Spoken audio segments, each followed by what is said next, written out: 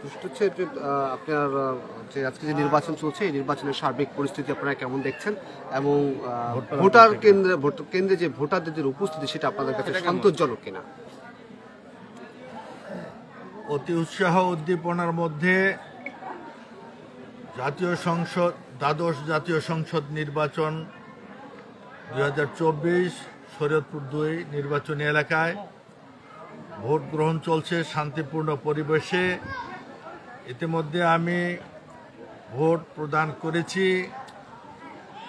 আমার সহকর্মীরা, নৌকা মার্কার সমর্থকরা এখানে আছেন, নেতৃবৃন্দ এখানে আছেন। আমি আমার স্ত্রী সহ আমার সন্তান সহ এখানে ভোট প্রদান করলাম।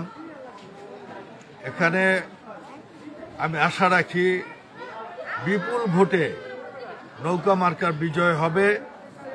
নড়িয়া সখীপুরে যেভাবে জননেত্রী শেখ হাসিনা উন্নয়ন করেছেন, পদ্মা সেতু সহ বড় বড় মেগা প্রকল্প বাস্তবায়ন করেছেন, তার পাশাপাশি আমাদের নড়িয়া সখীপুরের জন্য যেটা সবচেয়ে বেশি গুরুত্বপূর্ণ ছিল, নদী ভাঙন।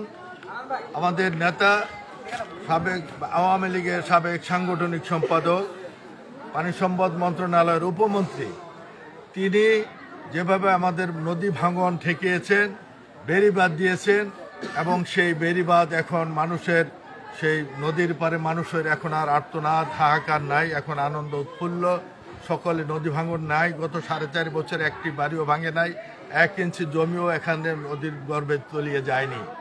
সে কারণে এখানকার মানুষ সবাই খুশি, নৌকার পক্ষে। এবং এখন নড়িয়াতে এখন জয় বাংলা অ্যাভিনিউর মাধ্যমে এখানে সে পর্যটন কেন্দ্রে পরিণত হয়েছে। আমরা শিক্ষা খাত বলি, যোগাযোগ বলি, আমরা বিদ্যুৎ বলি, সকল ক্ষেত্রে আমাদের নেতা এনামুল হক শামীম সেটা উন্নয়ন ঘটিয়ে দেখিয়েছেন।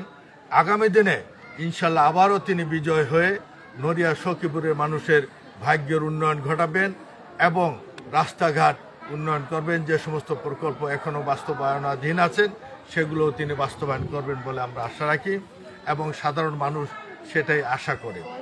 বিজয়ের ব্যাপারে আপনি কতটুকু আশাবাদী? আমি বিজয়ের ব্যাপারে ইনশাল্লাহ আমি শতভাগ আশাবাদী, কারণ এর দেশের মানুষ, নড়িয়া সখীপুরের মানুষ সবসময় নৌকাকে বিজয়ী করেছে।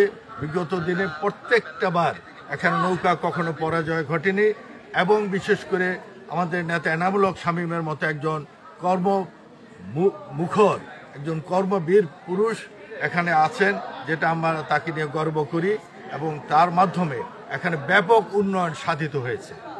সে কারণে আমরা আশাবাদী যে আমরা শতভাগ আশাবাদী এখানে নৌকার বিজয় হবে। ধন্যবাদ।